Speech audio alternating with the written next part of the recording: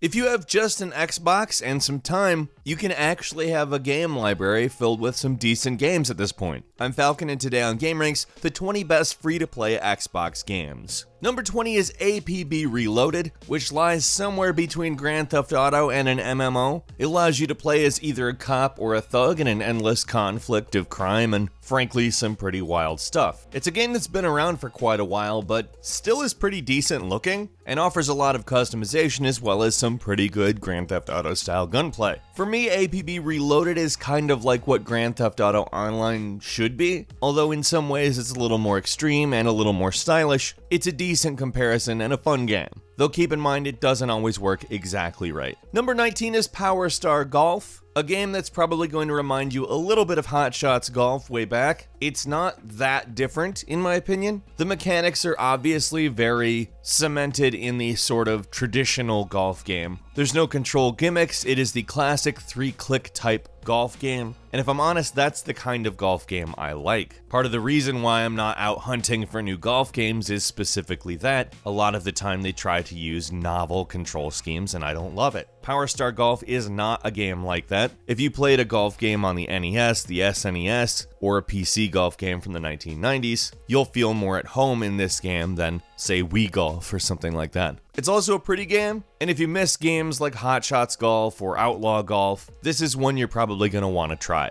Number 18 is Crossout, a post-apocalyptic vehicular combat MMO/action experience that will make you think of Mad Max, which is frankly a great setting for an MMO, period, no matter what. When the game was presented at E3 several years ago, it was hailed as the most innovative game of the show by MMORPG.com, and I think if you can envision like a Twisted Metal MMO with tons and tons of customization, you'd be fairly close to what Crossout is. I love it personally. Number 17 is Clicker Heroes, which is a game that will suck you in and then confuse you as to why you got sucked in, but you will be sucked in. It is not markedly different from any other clicker you're aware of, however, it is very polished. For whatever reason, feels quite rewarding to play. It's balanced well, and I'm not going to go particularly deep into it because it is a clicker. If you like clickers, you'll like this game. If you don't try it. But it is a good one as far as clickers go. Number 16 is Trove Heroes, a game that is kinda like Minecraft, but a lot not like Minecraft. I mean, there's still Minecrafty elements in it, but it's primarily an MMO, and Trove Heroes is specifically sort of a neon superhero update to the game, which in my opinion makes it a lot more interesting, because I'm more into the neon than I am into the medieval. It gives you a lot of customization, including down to the design of your weapons, which is very cool, taking advantage of its voxel engine. It's a game that's very easy to get stuck in and waste a lot of time on because it's a lot of fun.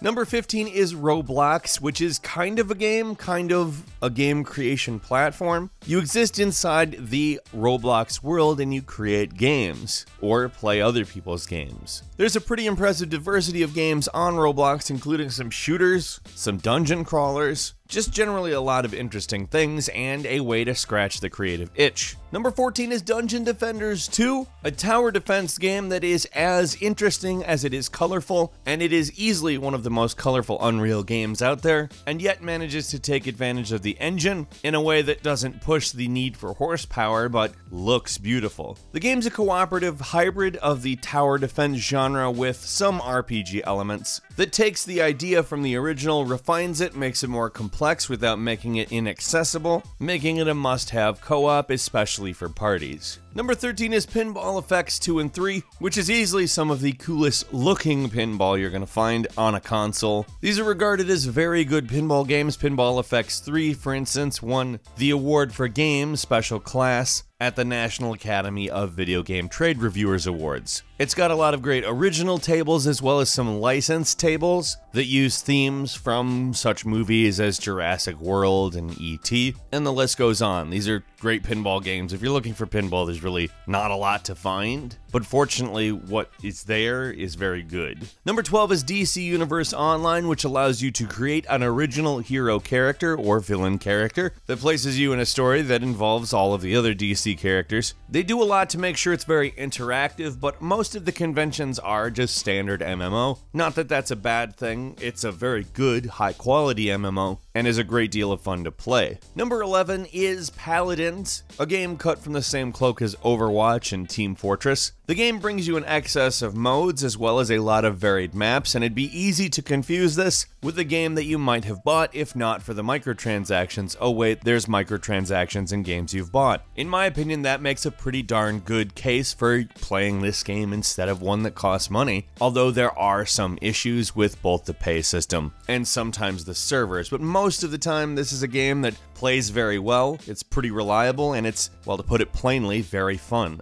Number 10, Neverwinter is a port of a PC MMORPG that works surprisingly well on a controller. It takes place in the Dungeons & Dragons universe. It is not graphically intense by any means, but it does look serviceable. It does sometimes chug a bit, but it's gotten markedly better since it first came out. And although it doesn't offer anything particularly innovative, I would say, it does sort of organize everything in a manner that makes a lot more sense than a lot of other ones, and that tends to make it feel refreshing on a constant basis, which is probably one of the more important features in an MMO. And because of this, I think it's a standout game, actually, despite not being really special in any particular way. It's just really solid and quite a bit of fun. It has a good loop, and it's worth some of your time. Number 9 is Gwent, and of course that was a good idea on the part of CD Projekt Red. You see, the minigame Gwent in The Witcher 3 is actually one of the more interesting and fun things about the game, and you can easily get sucked into playing just that. Gwent is the card game with some expanded rules and ideas, presented in a very simple interface that is fun as hell, let's just be honest. Whenever I got absorbed into Gwent in the actual Witcher game, I would actually get annoyed that I'd have to go back to Witcher, not that I didn't want to play Witcher, but because I wanted to play Gwent. This solves that. Gwent is fun as hell. Play it. Number 8 is Smite, a massively multiplayer online battle arena game in which you utilize the gods of old in conquest. The unique selling point this brings to the table is that it brings you the perspective of the god that you are in control of, which definitely does set it apart. It feels like you're playing something very active, and although a lot of the rules are similar to other MOBAs, the game is actually always improving. It is a pretty damn good game, although at times it feels a little unbalanced, particularly in the matchmaking. I don't think that's enough to make it not fun, and certainly there are things to nitpick about this game, but overall it's actually one of the better MOBAs in general, not just free to play.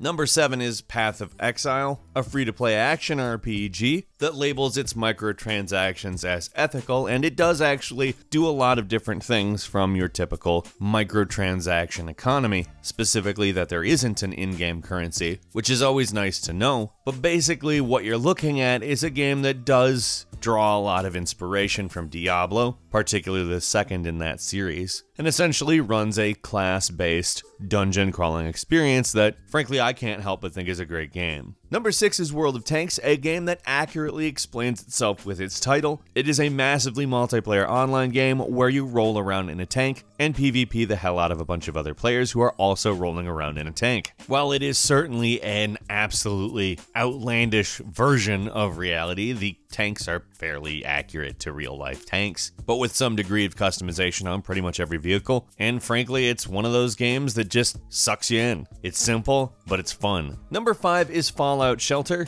a game in which you build and manage a vault, building a population that generates resources and sustains itself, as well as procreates in a post-apocalyptic world. It's one of those games that came out of nowhere and was really fun. And that's not to say it doesn't have its problems, but they're nothing that's glaring. It would be easy to call it a cash grab if it weren't so good, I think. And if you haven't played it and are looking for a new free-to-play game on your Xbox, try this. I think you'll probably like it if you like basically any sim-type game. Number 4 is Phantom Dust, a game that was re-released on the Xbox One from its original Xbox release that didn't really get enough attention. It's a bit of a weird game. It was produced and directed by the same guy who did Panzer Dragoon. It's a third-person shooter that combines that with elements of collectible card games. And suddenly you know exactly why a lot of people thought this game was ahead of its time looking back. It makes so much more sense in our time than it did in its original release in 2004, and it's really interesting because it doesn't just provide a weird sort of window into the past, it correctly predicted a lot of trends in gaming, and it's worth looking at. Number 3 is Warframe, a game that places players in co-op missions as well as PvP matches, very similarly to Destiny, let's say. But I'll say this, I haven't actually ever seen them make any of the missteps that Destiny has, and that to me makes this a superior game, and that will probably make some people a little bit antsy, but if you take that formula and deal with developers that are a little bit more gracious towards their community, you basically have Warframe. And aside from some more world-specific changes, if you're interested in Destiny and want to play something like it, this is probably something to check out. Number 2 is Killer Instinct, a new entry to a series that started in 1994 and hadn't seen a new release in a very long time. Killer Instinct is pretty much a great reboot of an old series that also functions as perhaps one of the few truly great free-to-play, quote-unquote AAA fighting games. And finally, number 1 is Fortnite, which gives you 2 modes, the more traditional Fortnite idea as well as a Battle Royale mode that has effectively usurped PUBG as the Battle Royale mode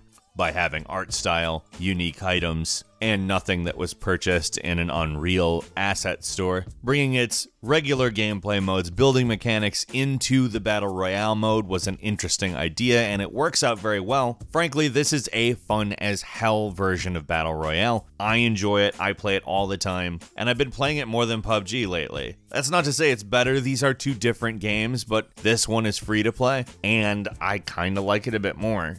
Now there's quite a few games available free to play on any platform you're going to play, and we would like to know which one you like the most, so leave us a comment, tell us which games you are playing free to play on Xbox One right now, and if you like this video, do us a big favor, click the like button. If you're not subscribed, now is a great time to do so. We upload brand new videos every day of the week, and the best way to see them first is of course a subscription. As always, we thank you very much for watching this video. I'm Falcon, you can follow me on Twitter at Falcon the Hero, and we'll see you next time right here on gameranx.